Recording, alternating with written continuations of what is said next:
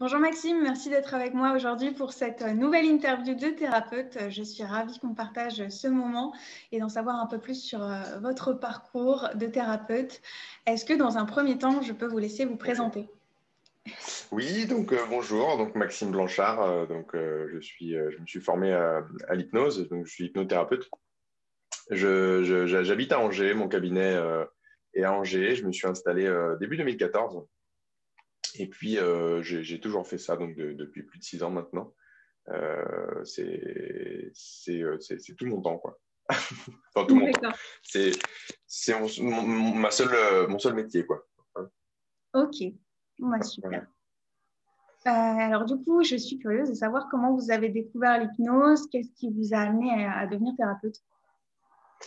Euh, En 2012, j'étais au bureau d'études dans les énergies renouvelables, dans le photovoltaïque plus précisément. Et un été, j'étais seul à ne pas prendre de vacances, on va dire, pendant les congés d'été classiques, parce que j'avais posé mes vacances au mois de septembre pour partir un mois au Pérou avec des amis. Et du coup, je me retrouvais tout seul au bureau un midi et je m'embêtais à manger tout seul devant mon bureau et donc je regardais des vidéos sur YouTube et je suis tombé, vous savez, on passe de vidéo en vidéo et je suis tombé sur une vidéo une vidéo sur l'hypnose. Donc c'était un jeune lycéen qui faisait de l'hypnose sur ses amis et je me suis dit non, c'est pas possible, c'est n'importe quoi et ça m'avait toujours intrigué et je me suis dit je vais essayer de dire tout ce qu'il dit, de faire tout ce qu'il fait. Et je me suis entraîné devant mon miroir, dans ma douche. Et puis au bout de plusieurs jours, j'ai demandé, ma collègue est revenue de congé, elle, je lui ai demandé un midi ou un soir, je ne sais plus, si elle était d'accord pour faire une expérience en hypnose. Et elle m'a dit, OK, vas-y, on teste. Et puis là, j'ai été surpris de voir que, en fait, beaucoup de suggestions que j'ai pu faire ont fonctionné. Et je me suis dit, c'est pas possible, elle fait exprès, elle aussi. Et en fait, elle m'a dit, non, non, je te jure, je pouvais pas me lever de la chaise, ou alors je pouvais pas m'empêcher de boire une bouteille d'eau pétillante. Et là, je me suis dit, waouh, c'est assez hallucinant. Et donc, j'ai rejoint un réseau, un petit réseau, on va dire, d'hypnothérapeutes de rue. À l'époque, c'était assez en vogue. En tout cas, c'était le départ de l'hypnose de rue. Et puis, à ce moment-là, j'ai contacté d'autres personnes via un forum pour les rencontrer et des personnes qui, comme moi, s'intéressaient et découvraient un petit peu l'hypnose. Puis on a fait de l'hypnose les uns sur les autres. Et puis, effectivement, au bout d'un moment, on s'est dit, waouh, c'est excellent, c'est génial. On a fait plusieurs sorties dans la rue où, effectivement, on allait proposer de tester l'hypnose sur certaines personnes. On abordait les gens. Et ensuite, je suis parti au Pérou et juste avant de partir au Pérou, j'ai regardé les formations qu'il y avait en hypnose. En fait, je me suis intéressé, je me suis dit, tiens, pourquoi pas faire une formation, enfin, pourquoi pas regarder. Et j'ai regardé les formations qu'il y avait et effectivement, il y avait une formation qui était au Pont de C, donc c'est au sud d'Angers. Et moi, à l'époque, j'habitais rue des Ponts de C, à Angers. Je me suis dit, allez, c'est un signe. À l'époque, j'étais beaucoup dans les signes, puisque bon, j'étais voilà, à l'aise en tant que bureau d'études, mais en même temps, beaucoup à m'en remettre en question sur certaines choses, sur ma vie, sur ce que je voulais. Et je me suis dit, pourquoi pas. Et à l'époque, je me suis dit, waouh, ça coûte quand même cher de financer une formation en hypnose. Et mon père m'a dit, écoute, si tu sens que c'est pour toi, je t'offre les frais d'inscription. Et là, j'ai dit, franchement, c'est un super cadeau que tu me ferais. Et je me suis dit, vas-y, si tu crois en moi, j'y fonce, j'y vais. Et voilà comment je me suis inscrit à cette formation à l'Institut, donc c'est l'IFTR au Pont de C. Et j'ai fait la formation, ça a commencé, je crois, en février, ça s'est terminé au mois de juillet. Et j'ai appris énormément lors de ces formations. Sur moi aussi, beaucoup, ça m'a aidé beaucoup à travailler sur moi. Et ouais, c'est vraiment une super formation. Super, une très belle opportunité du coup qui s'est présentée en fait au bon moment. Oui, c'est comme ça que ça s'est passé, tout à fait. Donc, ça s'est présenté comme ça. Pour moi, c'était un signe et j'y suis allé. Ok. Des fois, on suit les choses comme ça sans. On se pose un peu de questions, mais comme si on était persuadé, comme si on savait que c'était vers là qu'on devait aller. Et c'est comme ça que j'ai fait cette formation. C'est D'accord. vrai qu'avec le recul, on se dit, waouh, c'est vrai que j'ai fait tout ça. Est-ce que je serais capable encore aujourd'hui de faire ça? Et en fait, Donc, ouais, c'était on le suit bon juste moment. la vie, quoi. Ouais, c'était ça, c'était le bon moment. On suit juste ce que la vie nous montre, quoi. Tous ces petits signes. Très bien. Bon, bah, du coup, votre formation, du coup, elle se termine en juillet. Et, Oui, elle s'est terminée en juillet. Tout à et fait. du Donc, coup, juillet après, 2013. est-ce que pendant votre formation, vous continuez du coup votre poste en tant que bureau d'études ou est-ce que vous consacrez uniquement à la formation? Non, je continuais mon poste en tant que bureau d'études. La formation se déroulait, donc c'était un week-end sur deux, je crois, donc du vendredi après-midi au dimanche, quelque chose comme ça. D'accord. Donc je prenais mes vendredis après-midi, je ne sais plus comment ça se passait exactement à l'époque.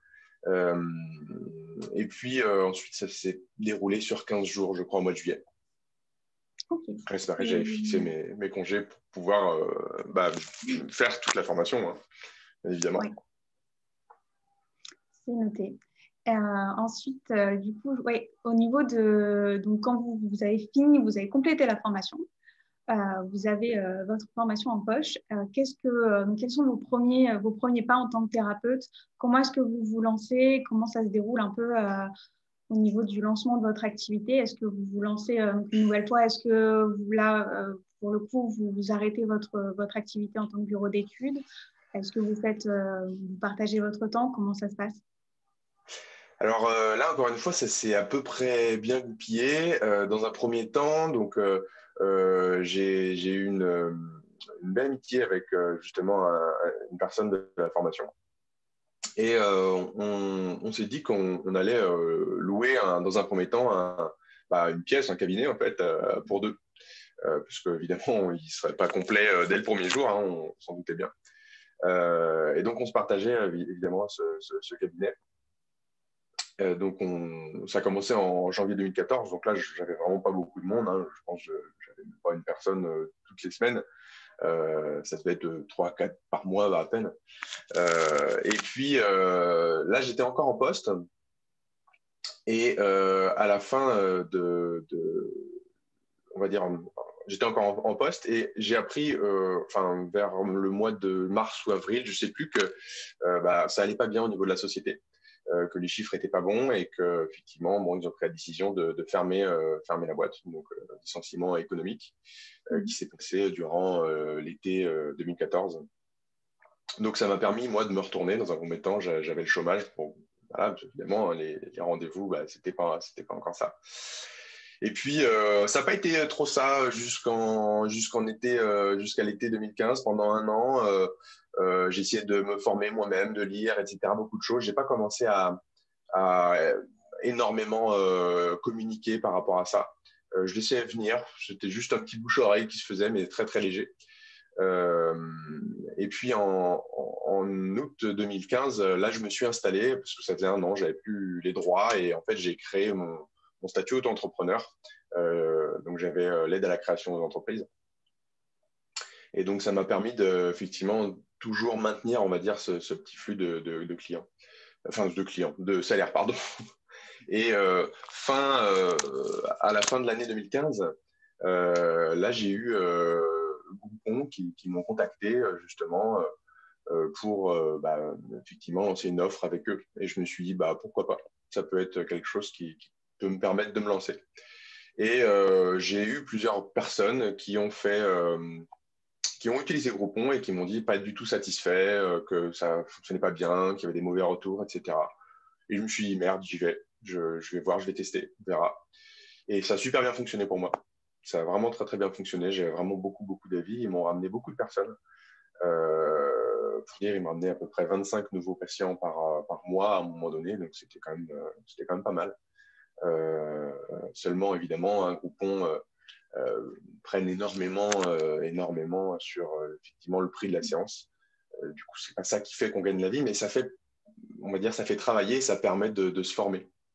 Donc, je me suis énormément formé comme ça. Et j'ai beaucoup appris, j'ai beaucoup testé, voilà, j'ai beaucoup compris. Ça m'a permis vraiment de me former. J'ai fait ça pendant presque 2 ans et demi, je crois. Et puis, j'ai dû arrêter en 2018, il me semble. Ouais, j'ai dû arrêter en 2018 et je me suis dit, bon, à un moment donné, il faut arrêter. Hein. Là, effectivement, j'arrive à avoir pas mal de rendez-vous via Groupon, mais est-ce que sans Groupon, je peux réussir à m'en sortir? Et donc, j'ai décidé d'arrêter. Et là, effectivement, c'est tombé d'un coup. Et là, je me suis dit, il faut que je communique différemment. Et j'ai commencé à essayer de communiquer différemment. En 2019, j'ai rejoint un réseau de professionnels qui s'appelle le BNI, sur lequel, justement, j'ai pu m'appuyer aussi et j'ai pu faire de très belles rencontres. Ça m'a permis aussi de rester dans le positif, parce que quand on arrête et qu'on passe d'un certain nombre de rendez-vous à beaucoup moins, on en prend un petit coup quand même. Donc je me suis dit, il faut que je communique différemment, et c'est tout récent finalement que je commence effectivement à mettre on va dire, à faire de la publicité autrement, c'est-à-dire essayer de chercher effectivement d'autres réseaux, utiliser un peu les AdWords de Google. Alors, j'ai refait mon site internet, j'ai refait des cartes de visite avec un nouveau format, un nouveau logo. Là, tout récemment, j'ai fait des photos de moi qui sont plus professionnelles. En fait, c'est tout ça qui est, je pense, très, très important lorsqu'on veut vraiment se lancer. Et c'est pas à prendre à la légère.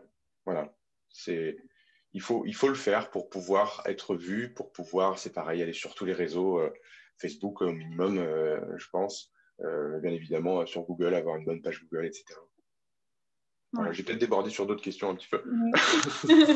C'est très intéressant, ça se fait comme ça, non, mais du coup, pour vous, la communication, c'est vraiment hyper important et vous avez mis du coup pas mal d'actions en place en fait pour vous faire connaître et Tout à fait, ouais. Il y a aussi, puisque en tant que thérapeute, vous avez la double casquette de thérapeute, mais de chef d'entreprise également. Et ça veut dire aussi la partie commerciale, se faire connaître. Et pour ça, vous l'aviez bien compris, du coup, vous avez mis des actions en place. Oui. Exactement. Je l'ai compris, mais comme beaucoup de thérapeutes et beaucoup de personnes qui sont portées sur la médecine douce, on n'est pas à l'aise, on n'est pas bon en marketing. C'est pas, on n'est pas des commerciaux, hein. On est là justement pour prendre soin des gens. On est plus dans l'humain que dans le commercial, mais certains, effectivement, s'en sortent très bien et arrivent à faire les deux. Et ça, c'est juste génial. Donc, c'est un atout, on va dire, de savoir communiquer sur ce qu'on fait, de pouvoir effectivement aller à droite, à gauche, dès qu'il y a des salons. Tout ça, c'est super important au final. Oui, tout à fait. Du coup, ensuite, la question que j'aurais pour vous ensuite, ce serait quels sont les challenges, du coup, si je le comprends bien, ce serait la partie plutôt marketing et commerciale que vous avez rencontrés en tant que thérapeute au cours des années, de ces dernières années. Oui, ça, c'était effectivement c'était un challenge, c'est-à-dire réussir à vivre en fait de ce qu'on fait, de ce qu'on aime, vivre de ça, c'est une victoire, c'est vraiment un challenge. C'est pas tous les jours qu'on se remet en question par rapport à ça, parce que il y a des semaines où effectivement ça fonctionne très bien et on se prend pas la tête, on se pose pas de questions, mais parfois on se remet en question sur parce que moi personnellement j'aime bien faire, j'aime bien que toutes les personnes qui viennent me voir soient satisfaites, soient contentes, qu'il y ait du résultat. Et je me remets beaucoup en question quand même, ne serait-ce qu'une seule personne, je n'arrive pas à l'aider, j'arrive pas à trouver en fait les solutions. Soit des fois ça vient d'elle aussi, hein, il peut y avoir des blocages et autres, mais le but c'est de faire comprendre ça. Et parfois, voilà, on ne peut pas dire qu'il y a 100% évidemment des personnes qui viennent nous voir qui seront satisfaites, c'est impossible, sinon ce serait Dieu entre guillemets, ou je ne sais pas, mais il y en a quand même une très bonne partie, mais ceux qui ne seront pas satisfaits, on se dit mince, et puis on se remet un petit peu en question, et puis on se dit est-ce que c'est purement de ma faute, ou est-ce que il y a quelque chose finalement chez l'autre qui fait qu'elle n'est pas forcément prête à changer, ou qu'il y a des blocages, ou voilà.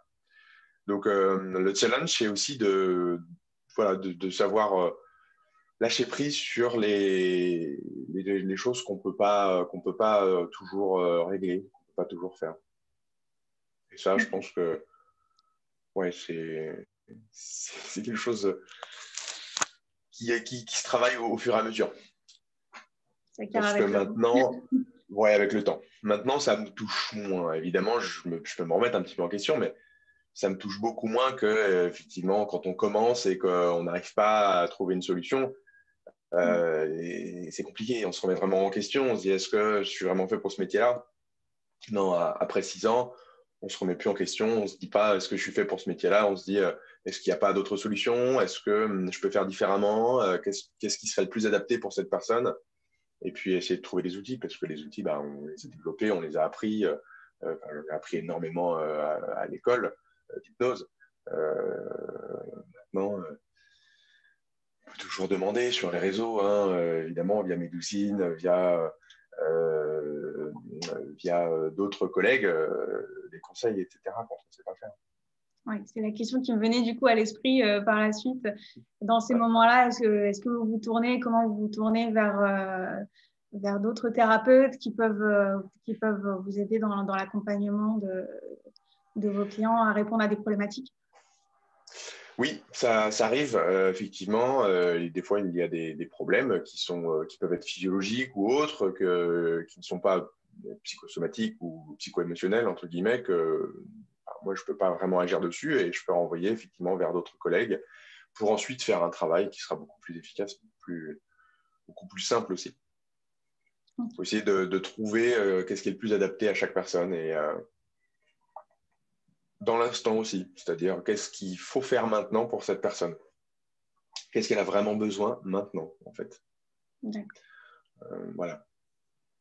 Ok. Du coup, quels sont les outils que vous utilisez pour interagir avec les autres thérapeutes?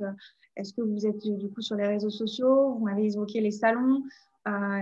Quels sont pour vous vraiment les outils qui sont les plus efficaces pour interagir avec d'autres thérapeutes, pour engager de l'échange? En général, maintenant, je connais plusieurs personnes autour de moi. Donc, il suffit de prendre le téléphone ou d'envoyer un message. Voilà, je pense que tu peux aider cette personne-là. Ou alors, j'appelle directement à ce moment-là la personne pour lui demander si, effectivement, elle peut aider sur telle ou telle problématique. Mais maintenant, effectivement, je ne vais plus chercher comme ça à droite, à gauche. Effectivement, aujourd'hui, là, comme j'ai rejoint effectivement le réseau Médoucine, je peux aller voir sur le réseau et puis beaucoup plus facilement rediriger vers certaines personnes en qui je pourrais avoir confiance et développer un lien par Médoucine et au-delà. D'accord. Donc, ça m'amène du coup à la question que j'avais en tête pour la suite. Du coup, le réseau est un des éléments qui, pour vous, est une force de Médoucine. Qu'est-ce qui vous a amené à rejoindre Médoucine? Et pour vous, quels sont les éléments qui ont vraiment joué dans cette décision et qui aujourd'hui font que vous faites partie du réseau et vous y trouvez de la valeur? J'ai été contacté par Médoucine. Et j'avais déjà entendu parler de ce réseau-là. Mais à l'époque où je m'avais entendu parler, où j'avais regardé ça, je n'étais pas forcément porté sur le réseau. Je pense que je fonctionnais encore à l'époque avec Groupon.